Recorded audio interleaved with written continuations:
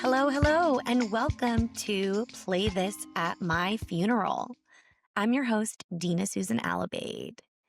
I am so excited to welcome you to our little enclave that is one part morbid curiosity and deep existential discussions, and a whole other part that's all about uplifting music recommendations, community building, and sharing in some amazing guests' company.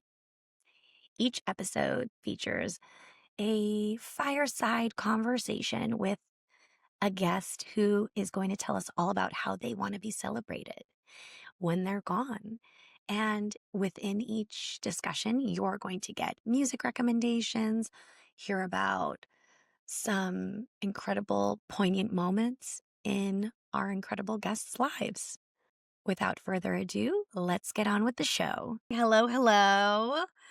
It is very early on a weekend morning, and I'm very grateful to have my friend and brilliant educator and ABA specialist, concert violinist, all around hilarious, wonderful human, Nicki Izakson on the show today. Welcome, Hello. Nico. Thank you for having me. Fun fact for our listeners, this is a delightful take two. Mhm. Um, and I couldn't be happier to do it with you because I love spending time with you. Tech problems are my other strength you failed to mention.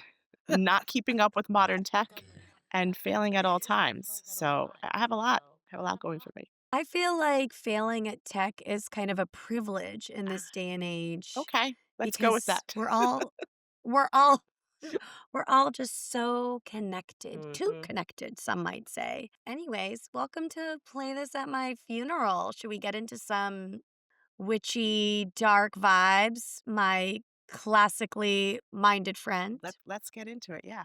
Okay, so this episode is not going to be like all the other episodes because Nikki has a shocking number of songs on her playlist. And that number is two. It's really 1.5. Nicole. It's 1.5. What?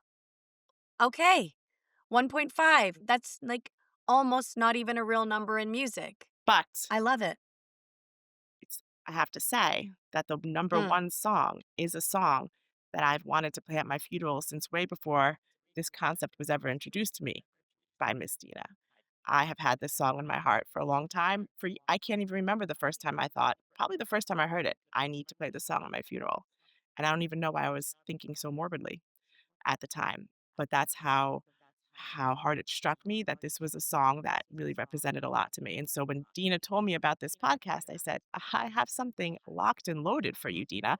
It's not a playlist about my life. It's a specific piece. When was it that this song came into your life and you had these funereal So that thoughts? is a really good question. I'm going to have to guess. I'm going to have to guess college. Um, Okay.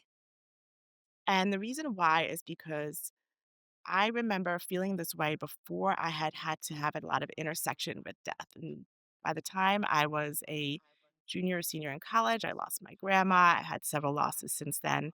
And this was a thought that occurred to me that happened before I had experienced all those losses. I believe we probably played it in my college symphony. And something really affected me about the music. As soon as I heard it, I thought this piece is about life and death. And I've since researched it. A Mm. lot of people feel that way, but it's never been officially stated that this piece is about life and death. But a lot of people have gotten it from it, and I have some theories as to why, which we can talk about. But maybe we should reveal. Okay. Maybe we should I reveal. was going to say, we have buried the Yes. lead to take a moment from journalism 2 at Northeastern's J School. What is the piece of music that you are referring to? So the piece is from Beethoven's Seventh Symphony. It's the second movement, Allegretto. And you may that those words may mean nothing to you, but when we play it, a lot of people will surely recognize it, I think. Yes. This is what you all need to know. This is what I like to say about Nikki. She is my most classically trained and informed friend. She is plugged in to the origins of orchestral music. And Nikki likes to say she's not that I'm the informed. And least I'm like, least knowledgeable musician playing in any orchestra. life is but a spectrum, and It's we're fine. all just It's all prancing good. along that line. Um, Okay. Do you want us to play yes. a little moment? So I'm gonna What's timing? start us off here. So what's really special, I think, about this piece Yeah. is that it comes in on a chord, A minor. We all know the minor chords, they do something to us as humans. And we're Mm. gonna probably get into this, Dina, if our conversation goes like it did last time.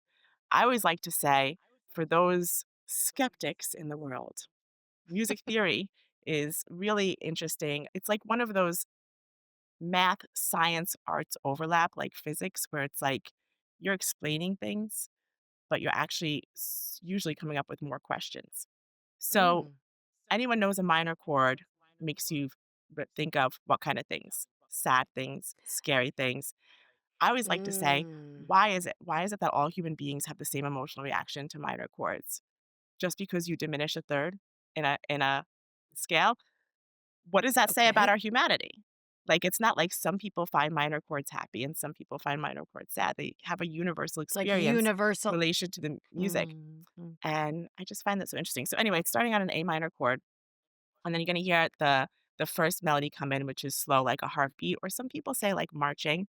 It starts in the lower strings and then it passes along to the upper strings. Major crescendo, super dynamic. You can barely straining to hear what's going on. And by the end, you got the timpani coming and you're feeling pretty forceful. So if you could start it and play at least, like the first From from the 0, beginning. from 0. Let's listen to the winds bring us in on the A minor. Ooh, okay, let the wind beneath our podcast wings.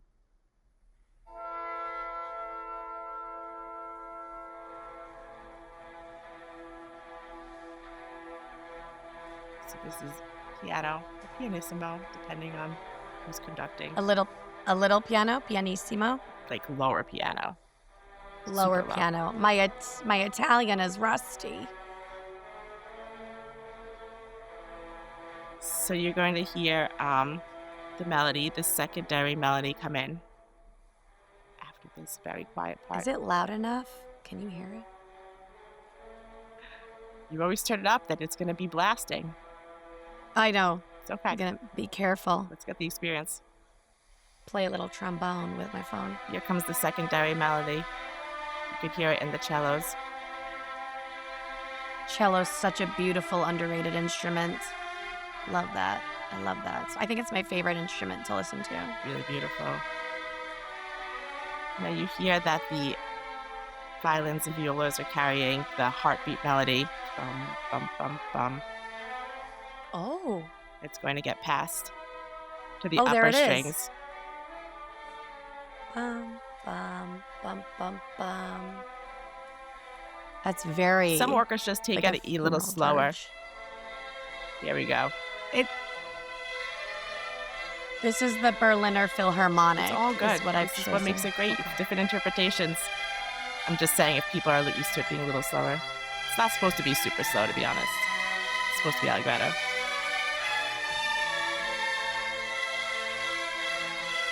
And what's allegretto mean again? It Happy? means a little fast. Mm-mm. A little fast. A little fat. We talked about this last Yeah. time. Because I was like alegría in español. A little fast. But compared to the rest of the movements, it is slower. So it's confusing. Here we go.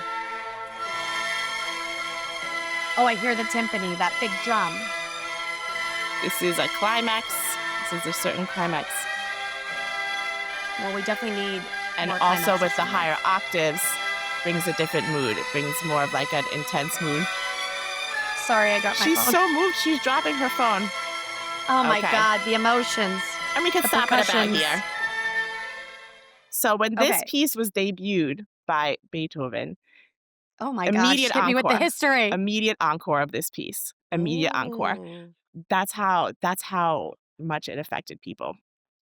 I always found into the next part of the piece, there's a different rhythm. There's more triplets. It's much, much lighter.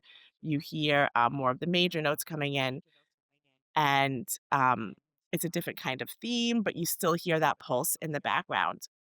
I don't know why the first time The heartbeat the heartbeat, the it's not heartbeat. quite the same as you heard in this first part of it. It's more Mhm. like a hat tip to it, like a little tribute to it here and there, a little pizzicato. Mm. And to me, when I was listening to this, I felt like, you know, we're really going from birth to that death in this piece. You're Mm. starting off, it's very quiet. You have the heartbeat, the melody of life comes in, there's a crescendo, there's a lightheartedness. I Oh. also thought of grief, even though I hadn't really had full experience to grief then, because when you feel that intense emotion and then it just backs off, there's a lighter moment. When you do pick up a little bit of the pieces, maybe you find a little bit of joy, you're thinking about things that aren't so heavy all the time. And then it I gets think that's so interesting because I mean, that's the source of all life, your heartbeat, right, right? That is wild to think that Beethoven, Ludwig, back in the day, what was 1600s, 1700s? For him to be thinking in that way of like starting with the ultimate beginnings of life, a heartbeat. And then what you're saying about it being lighter, because in childhood, life isn't as serious. Yes, for the parents, like everything feels dire and you're trying to keep your kid alive. But childhood itself, the beginning of life, is more about curiosity and learning and like leaning into your instinct and joy. So I think that's like wow, right. that's a very poignant And like message if we he was said, thinking this that is what way. we're taking from the piece. Yes. We don't really know what Beethoven was thinking. He was already going deaf here. He was going through a lot. Oh. Napoleon, at this, I think it was the 1800s because the Napoleonic Wars were going on. Napoleon was doing some stuff. It was very stressful in Europe. Oh, that It was a guy. lot going on for Ludwig van. And this is what was happening at the time he was composing this. I know that the war really affected him. I don't know if he was thinking about death here or what was going on, but another thing that I think that is instinctual to humans that makes you really think about how art connects us to the source is that Mm. when we hear the first part of a melody, we want to hear it resolved. We want to hear the resolution. Oh. This is Oh, like yeah. it's hard to explain. It's a universal feeling. You hear the first 3 notes of a song that you've never even heard before, but music theory wise, you already can hear that resolving note in your head. And then you don't hear that resolving note. Maybe you hear something that's diminished, that's lower in pitch than you thought, or augmented higher than you thought, and you feel like, oh, and so this is what composers do. They play with that. They play with that. To surprise To us. surprise us, to alter the mood. This is why, when people listen to jazz, people have different reactions because jazz is Yeah. really big for this. They're gonna have, what they call dissonance. So they're gonna play the wrong notes to make you feel like, "What's going on?" So Beethoven doesn't exactly do this. It's not dissonant whatsoever. But he plays with the rhythm in a really subtle way, and I've tried to research this too, it's barely mentioned, but for me, it had a really profound, emotional I had a really profound emotional reaction to this at the end because this is a pretty straightforward piece as far as music theory. You go from the minor, the major, everything is bum, bum, bum, bum, we're in rhythm, we're syncopating in a predictable way, it's just Mm, triplets, mm, it's mm, nothing mm, mm, crazy, mm, mm, mm, but at the mm. end, you could fill in this note. If I say, "Bum, bum, bum, bum," you can know what the rhythm is gonna be, you know what the next note is gonna be, you've heard it throughout the piece, and at the Yep. very end, he almost does it. He almost does it perfectly like Oh, that, but yes, instead, yes. he makes the violins come in a little bit soon, a little bit soon. So Mm. it's almost like a small syncopation, and to me, it felt like, you do get thrown off. You get thrown off your guard in life.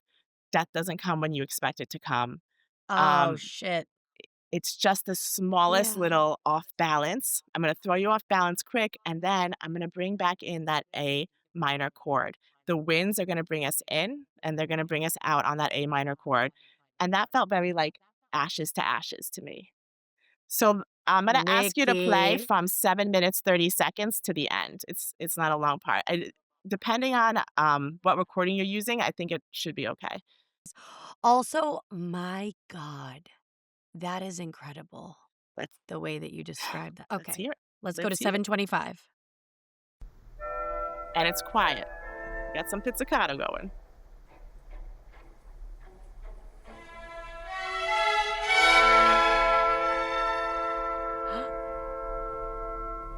So if you caught it right where you Oh. thought it was going to line up perfectly, you had the Yeah. instruments come in, almost felt like a little early, or maybe it felt a little late to you.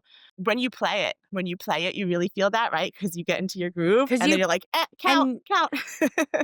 So I and you play violin, yes, so it's like hits home for you in an definitely, even bigger way. Okay, I'm going to definitely. play it one more time Yes. and I'm going to be really quiet if I can. I mean, it's really hard for me to be quiet. I'm going to try.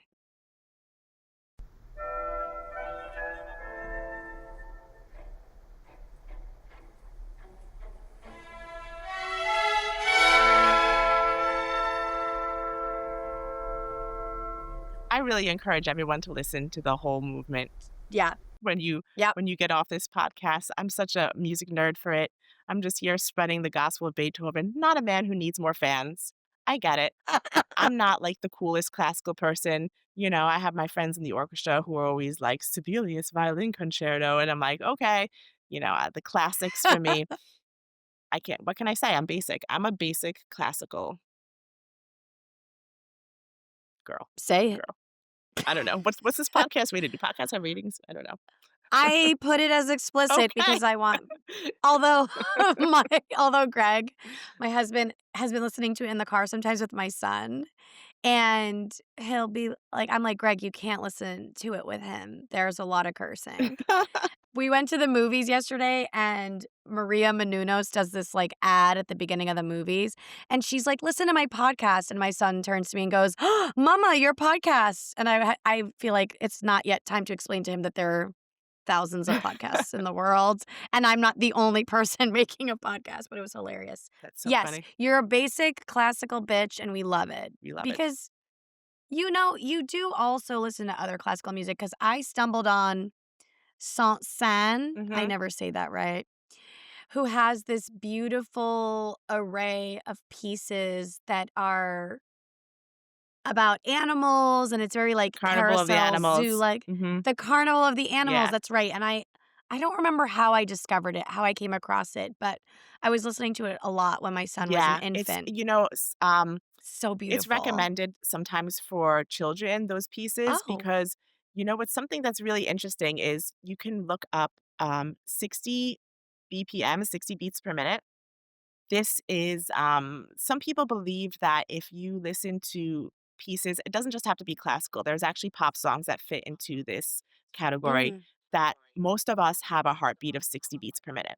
That's the standard resting heart Mm. rate. So if you have a piece that is the tempo of the piece, whether it's classical or whether it's pop, but a lot of classical, especially baroque music, really Oh. they were heavy on the 60 beats per minute. They were heavy on that tempo. Some people believe that it, kind of soothes, extra energy, or, brings us back to a resting heart rate. So sometimes a lot of those pieces are recommended for children for calming.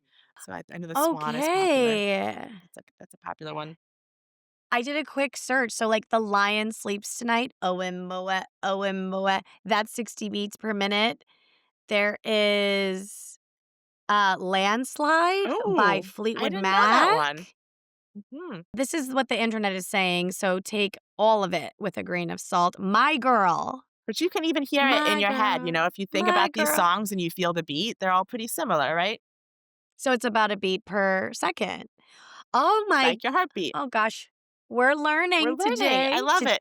and also Ludwig van Beethoven composed Symphony Number 7 around 1811, 1812. Ah, I believe first performing it the following year, 1813. And again, this is not from my brain, this is from the internet.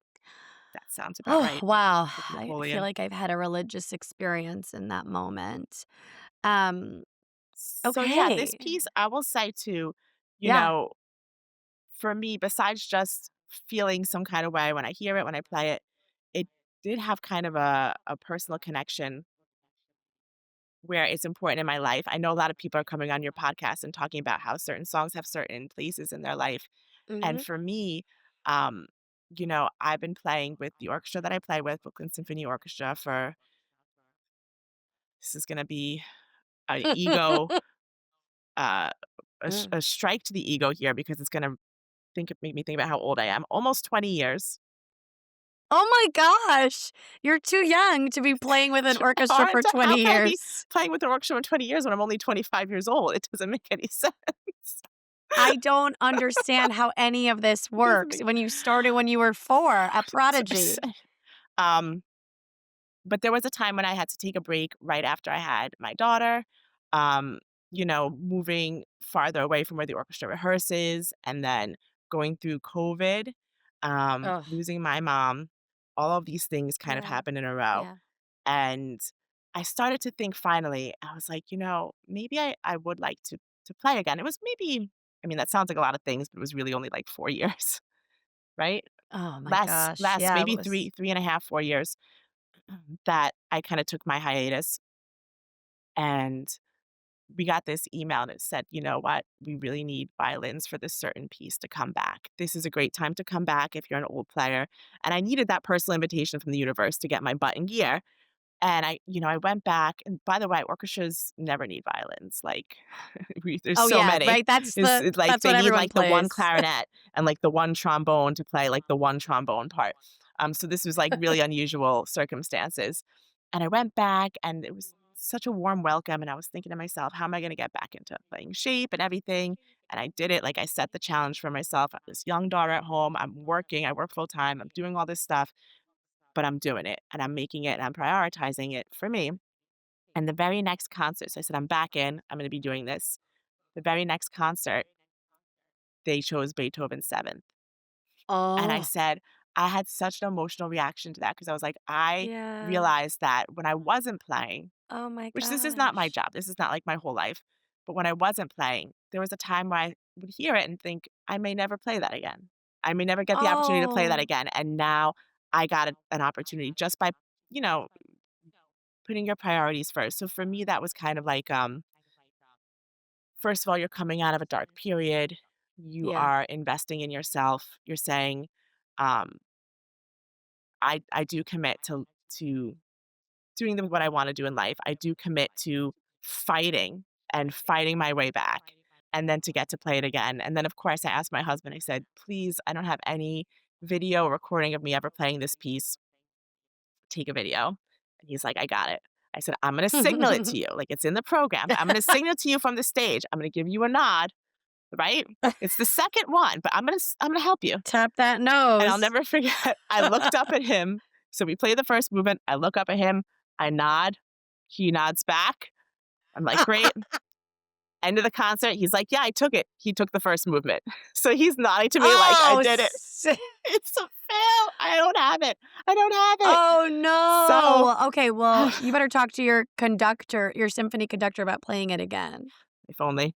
If only. We are playing the 5th. We're playing the 5th on December 14th, which is the even more famous Beethoven piece, which is exciting. It's always fun to play. It's a workout. And by the way, I recently read some Oh, research tell that us. Tell us.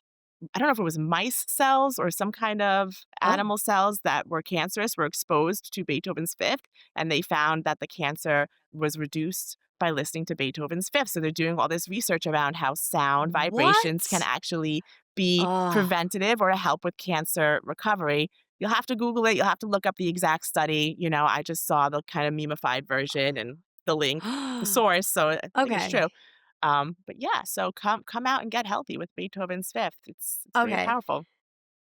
Uh, so much just happened. So much just happened. Nikki is just like delivering revelation after revelation. And okay, so for all the skeptics out there who don't believe in signs from the universe, you listen to Nikki's story and you're like, oh, the universe has my back truly and cares for me and wants me to be happy and wants me to be healthy. Because after going through so much difficulty in life and just like facing challenge after challenge after challenge, when like the entire globe was facing challenges, but for you personally, it was a lot in a small period of time, and then this is something that you're like your deepest desire, and the universe was like, "Here's a personal invitation to play, and also here's the song." I mean, what a Okay, I'm a believer. I mean, I'm always a believer. I love to believe in the woo-woo. And then for all the skeptics about like sound baths are the same concept of like using vibration and different instruments to shift things in your body and move stagnant energy and like block things that we hide even from ourselves. So I love that for the mice and for us. And I mean, like, what a plug. Come join us for some sound healing Ah, with yes, sound Beethoven's healing, Fifth I love that. at at the Brooklyn At the At Brooklyn Brooklyn Museum, Museum. yes. By the time this airs, it Okay. may already be sold out, so don't plug it too much, but you could try. I think there's, like, 30 tickets left You can now. tr- You can there are try. 30 tickets left, and I'm gonna hit you with the fact that we're recording this on Saturday, November 29th. This is going to air Thursday, December 4th. So, wait, where should they go to get the tickets? Let's just tell them right now so they can You can buy Google at them the same off time. the website, Brooklyn Symphony Orchestra. It's 2 p.m. on December 14th. You get free admission to the museum with your ticket. Kids go for free. My daughter's been going since she Oh. was 4. Um, Oh. there's some cool stuff going on at the museum right now, so check it out if you can grab the ticket. If not, join us on another round. Yeah, some of them sell out pretty fast. As of right now, I think there's 30 something left out of like 100 something that we started with. So we'll see. Okay, we'll include the link in the show notes. It's so exciting. I love it. Okay. When we first started talking about this specific episode, because I told you, so see, speaking of podcasts, Nikki and I have a personal podcast with our friend Regina, our third, which is just an ongoing series of voice notes in text But thread, when you call them a which, podcast, you feel so much more special talking to yourself on the street into your phone. oh, yeah. It's a really good trick. Oh, it's so good. You're like, I must send this episode to my two close friends. But when we started talking about this, you let me know that it was called a requiem. And then because we started talking about the second piece that's Uh-huh. on Yes. your playlist. And I went into this like deep research spiral like, what is a requiem exactly? It's a mass. And it's a mass for the dead in the Yes. Roman Catholic Yes. Church.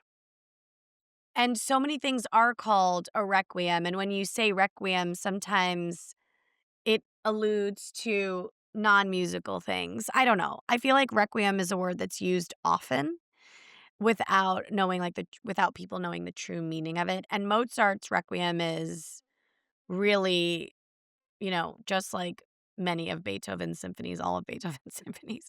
It's just iconic It's in the truly. classical music world. So Mozart's Requiem, I say it's my Yeah. point 5 song because it's not quite on the list for my funeral. I, Oh, again, have a lot of feelings about this piece. This is an amazing piece. I played it a couple of times. I would love to play this one again. I'm holding on till I get to play okay. Mozart's Requiem again from start to finish. You play it with a choir. I love playing with the choir. Mm. You're in the piece that you want to listen to. It's Ooh. such an amazing experience. But I've always felt like this piece is so dramatic. Like for little old me, my funeral, if I was ever the queen, I mean, the queen of a country or like the empress, maybe I would get a requiem mass. So this is more like in theory. I mean, if you want to be really dramatic at my funeral, you might feel this. I You do. might feel this way. You might. Nikki, it's your funeral. We're gonna get dramatic. If you want this played, we will play it. I mean, you guys could get up there and sing it. I mean, you could rehearse a little bit. It's in German? It's in Latin, of course. It's in Latin. It's a Oh my mass. gosh. Um, Oh, yeah. Oh my what? What's No, I love this piece. I love the mythology around it. I remember being a wee Yeah. little What's teenager that? in music theory class, and every time our theater teacher was absent, we would watch the first 48 minutes of Amadeus, which is heavy on the story of how he wrote the Requiem. Look, I'm such a nerd. I have the Okay. libretto. I just have it. I just have it. Oh. Shit. um, It's her? just have it. Um, I love that. And most of that movie is, fiction, but it is true that it was anonymously requisitioned from Mozart. It was, but we kind of know who it was. It was like a random archduke or someone like that was like an archduke, a bishop, or Like, asked for or commissioned it, right, which I is how guess? which is how it worked in the olden days. But he stayed anonymous, Mhm, and there mhm. is a theory that he Mm. wanted to. Some people do theorize this guy was kind of known for being a little bit of a liar. maybe he was gonna try and pass it off as his own, which is the plot point of Amadeus, but they Oh. name a Oh. real composer Salieri. Salieri didn't do this. It was maybe it is true that Mozart died while writing it, and I think that's one of the things that makes it so powerful because he said from the get-go he was a very sick man, and they don't really know exactly what he died from. It could have been kidney Okay. failure, it could have been, strep, it could have been a mixture of things, but Oh. he knew he was sick, and he did Oh. say repeatedly, like, "I'm writing my own funeral. I'm writing my Funeral own requiem music. mass." So he didn't actually finish 100% of this. What we hear are is some other composers that he was friends with, certain pieces he started, he wrote the pattern out and then they finished it for him. There's a lot of debate in classical circles, like which is Mozart's real notes and which is the other guy's or whatever, but whatever. I think it sounds great. and I mean, the Shakespeare of it all, right? Because, like, did Shakespeare write any of right. it's just It is in a time before right, internet and verification, it's like, who knows? right. Life was And more when you have like it's almost like fluid. when you out he did outline at least everything. Okay. And, the keys, the notes, the main themes, the lyrics are really like mass lyrics. And this is actually also one of the reasons why I don't identify so strongly um this religious wise. Like it's a lot of fire and brimstone. A lot of the libretto, if you translate it, it's like, please, Jesus, don't put me to hell. Don't wanna go to hell. I really don't wanna go to hell. It's just like, wow, Not not interested. like a super comforting message. Okay, alright. The Lux Eterna is kind of a nice one if but the music itself Yes. is so powerful. It's the choir is angelic when they come in, and many of our listeners will recognize these pieces from TikTok and memes, and they will say, "This is why it's put sarcastically in front of something unserious Mm. happening, because this is the most serious sounding music that's ever Mm. been written."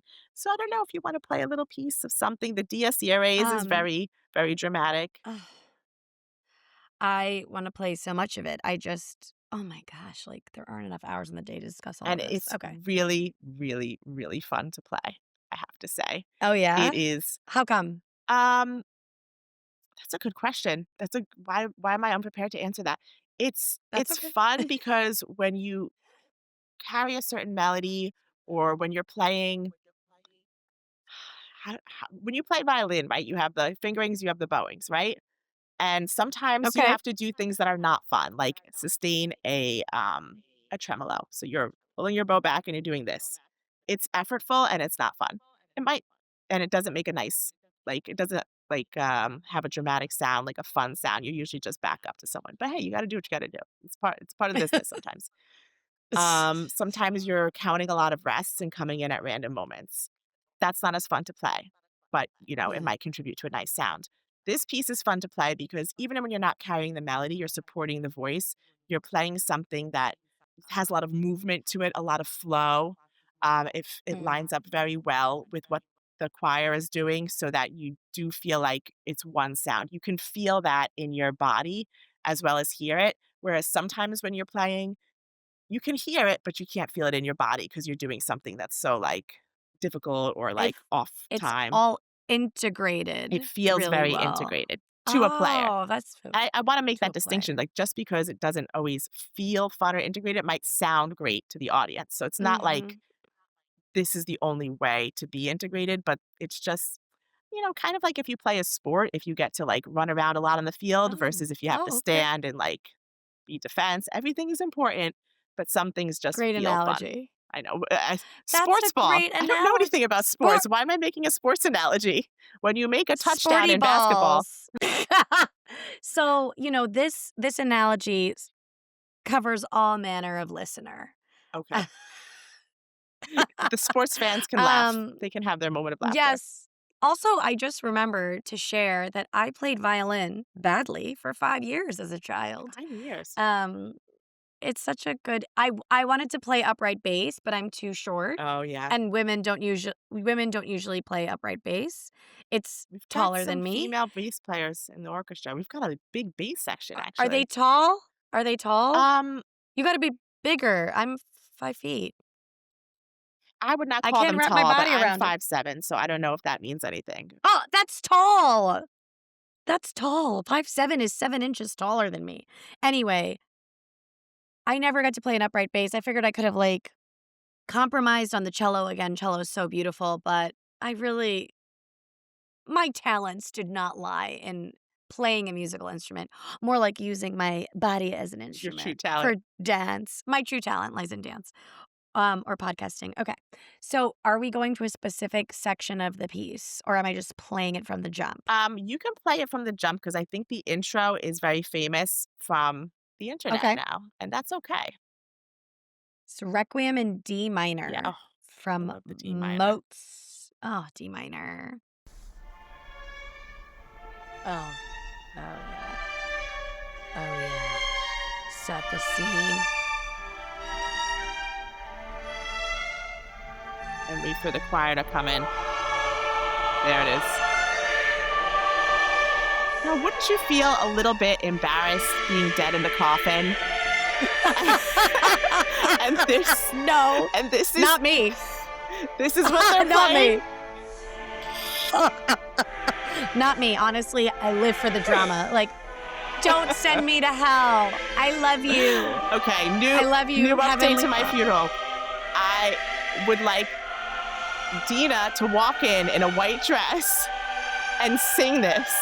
You know, step two, step two, step two up to my coffin. This is the tribute I want.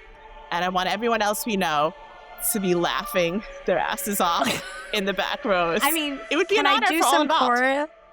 Yes. I mean, what an honor. Thank you. I have to really brush up on my Latin from freshman and Take a couple sophomore of year voice of high lessons. It might school. not worth it.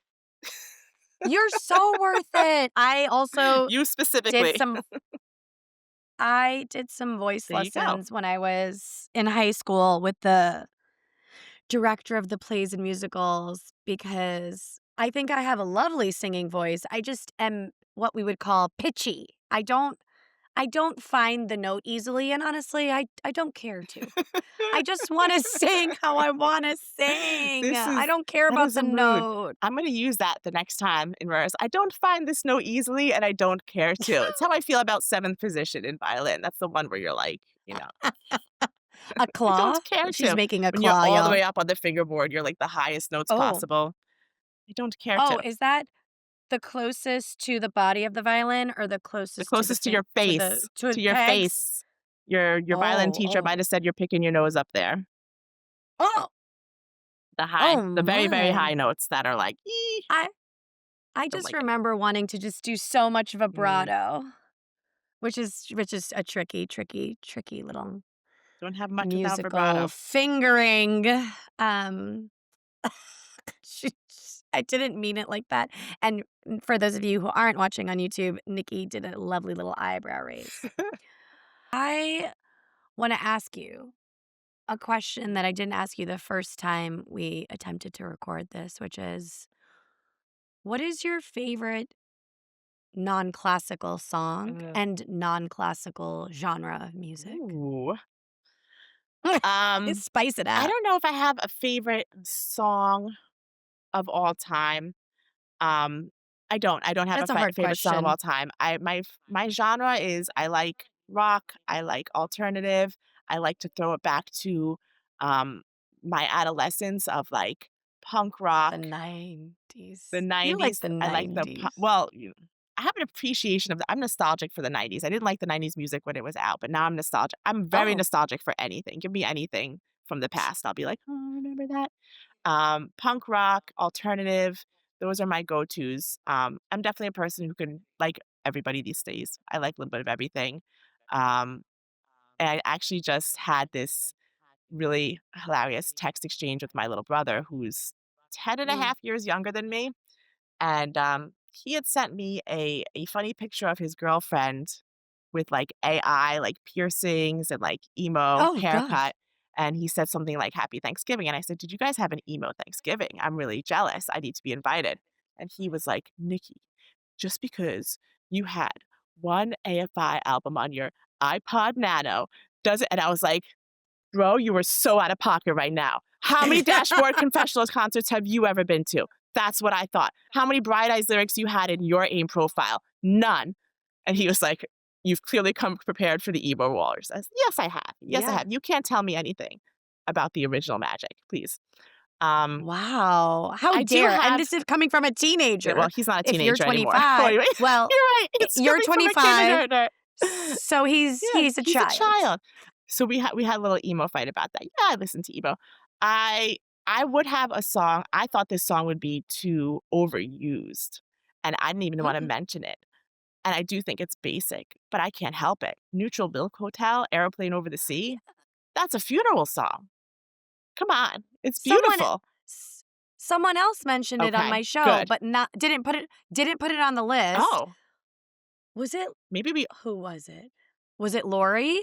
I'm gonna go back and listen, but someone mentioned it, but they didn't actually put it Yeah, on, so yeah, we love okay, we're that. gonna have to listen to How that. strange it is to be anything at all. I mean, that's how I feel about life and death. We are here, we are Yeah. energy. What do we go to? Ashes to ashes.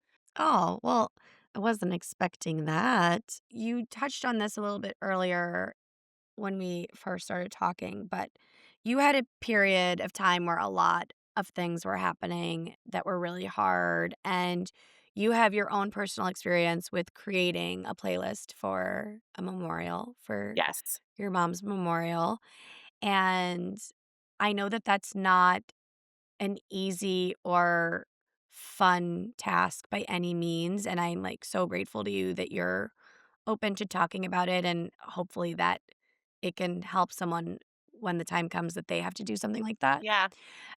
How did you approach that? How'd you approach that process when you were contending with your own Well, it's so experience? interesting because when you floated the idea for this podcast, I did think about this period of time because initially we didn't have any plan for this. My mom was very irreverent. She was very Yeah. lighthearted in the sense that she Yes. she didn't take things seriously. She had said, nothing too holy roller and no sad sack stuff. That was her wishes. And so we decided not to go with like a traditional funeral, but more of like a memorial service. And I actually have several family members who work in the funerary business. My cousin is Mhm. a funeral director and mortician. And, her brother, my other cousin, is actually he manages a crematorium, and he stepped into another role recently, but they took loving care of my mom and my aunt. Their mom and my mom's older sister, a really close sister, Yeah. said, they do a slideshow for these, um, memorials, so everyone send me your photographs, and then she sent us the music she planned to put in the Yeah. background of the Okay. slideshow. And I had been, hands off, really. Was letting family, you know, do whatever they were willing to do. But when I saw this list, I was like, "Aunt Joanne, no, no, we're not playing Green Day Time of My Life at mom's memorial. This is not a 5th grade graduation." That's a no from me. It was like top 40, like, so long kind of songs. Like, just it's like I was like, "Do we really need to?" Vitamin C I mean, graduation, really, like I don't have a copy of what she intended. I said, "Do we really just want a list of random songs that are kind of about, yeah. like, goodbyes, or do we want something that was meaningful for mom?" So for you to have people on and actually have the Yeah. chance to talk about what's meaningful to them, I think is really powerful because I never got a chance to get a list from my mom, but I knew her. I knew what kind of music she liked. So I went through the artists that I knew that she liked over the years in her life. The Doors, Pat Benatar, Mm. The Pretenders. I think I found the list in my phone and I sent it to you. It wasn't a super long list because of Yeah. time constraints and not being Yeah. prepared. So it wasn't a super long list, but I went through and I picked out some songs that I knew that she liked and then the other songs that do kind of fit the mood. Oh, Pink Floyd, Wish You Were Here. I mean, that's a big step from Oh, time. I hope you had the time of your time life. of Green Pat Day. Benatar, That We Belong. I'm looking at that's the list yeah, that Pat Nikki Benatar, We Belong. texted I me, remember listening to that in the car which with is her on drives, and it beautiful. is, it's a Oh, sentimental, message. I think there was one in there for fun with Joan Jett. Is Joan Jett in there? Joan Jett, I Love Rock and Yeah, yeah. Roll. My Billy mom Joel's Scenes from an Italian Restaurant. I yes, had someone else put this my on their list. that someone told me that my I didn't actually know my mom liked that song. I think maybe Larry told me they used to listen to that song. But, Oh, yeah, that's beautiful. my mom was that, leather jacket hanging out in the back of the high school smoking a cigarette in the '80s. So Oh, what a she was, vibe. the Joan Jett had to be on there. That was, a little anthem Oh, for what her a in her younger years. that's a really significant reminder. It's just yes, maybe you do love Time of My Life by Green Day, but the whole point is to make it really specific and Yes. personal and meaningful for you, the person you're honoring and remembering, and just to be I mean, it's honestly a reminder to just be as authentic as you can be, because in this life, I feel like there's so much Mhm. facade and keeping up with the Joneses and, Yes. like, how does my hair look, and oh my god, all of this stuff that is a veneer to being real. Like, I don't know why everyone's so afraid to just be real. It's okay to be a human being. That's what I think is really special about music and our connection to music. I know we talked a little bit Yeah. about this last time. Anytime you're looking at the arts, you're connecting to whatever you call it, God, the universe, source, the divine. There's a connection there, kind of like what I was trying to say earlier about why do we feel different about major and minor chords? If you just look at that Mhm. from like a music theory perspective, it's just different notes put together. Why do we have an emotional resonance? I mean, even my daughter in her music class in first grade learns minor keys by singing a little Halloween spooky song. Like if I sing it this way, it Ooh. sounds spooky. Like it's this little song that her music teacher taught her to remember that minor keys are the spooky sounding ones. But we have this emotional. They have I forgot what is it called when you get the hairs on your skin stand up. There's like a specific word for it. Goosebumps? Goosebumps, yes, but there's like a. It's not assonance. That's a poetry thing. Frisian. I think Frisian. so. Yeah, I think that's Fris frisson. frisson? Frisson. Yeah. Is it French or are we just Vidal Sassoon? are we just pronouncing it Frenchy? I don't know. I don't know if it's I don't English know. frisson I or if wanna it's know how French to frisson. It is French. Shiver of Yes. And excitement. it's I'm when you titillated. feel that Frisson. specific body brain reaction to certain sounds. But everyone knows, smell can activate memory. We know that, music, art can put us in moods, stories move us. I believe that all of Yes. this is our connection to the divine. And when we're thinking about life and death, I Mm. believe that no matter what you think happens after we die, we should all respect the mystery. It's important. The fact that it is a mystery is important. Mystery of birth, mystery of death. Ooh, Wow. you know what? I just thought of something else. Patti Smith dancing barefoot, that could be on the funeral list. The end where she's kind of like Oh, talking poetically, like, no. um, why must we give birth screaming or whatever it is that she's saying. It's really powerful too. Hold on, I don't know that Oh, song, you and know I've it, but read, like, 3 of her books. you'll Well, know it I when you can't hear it. okay, Patti Smith dancing barefoot. Okay, you know, Patti Smith has come up a couple of times on the podcast too. She's a genius. Because the night is Lyrically, just she's a she genius. is, oh my god. So, Oh my god, yes. mhm. Speaking of Patti Smith, I have to mention, did I tell you about the latest Rosalia album called Lux? You Because I've been did talking mention to a lot of Rosalia, but people I'm not about it. actually familiar with this artist, so tell me more. Okay. Rosalia is I believe, Catalan artist from Spain. She is a pop singer, however, she's classically trained, which I did not know. She had an album come out earlier this month, November 2025, and I started getting, reels on Instagram about it. And I know her from this song she did with Bad Bunny that I love, La Noche a Noche, which is just like a very sexy song. They performed it together on SNL many years ago, and I was like, "Oh my god, I love her voice," whatever.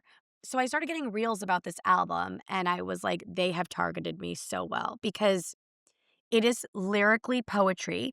She sings in 13 different languages. Wow. Looks yes, and she worked on this album for 2 years, and the London Symphony Orchestra plays on it and all Ah, the songs. all the songs. She Wow. has Bjork is on a song, she sings on a song in English, and it is very much a meditation on the divine and what it means to be a woman, and she did all this research on, like, ancient female saints. Wow. She's singing in Arabic, Ukrainian, Portuguese, French, Spanish, English, and then she has this clip in my favorite song, La Jugular, The Jugular.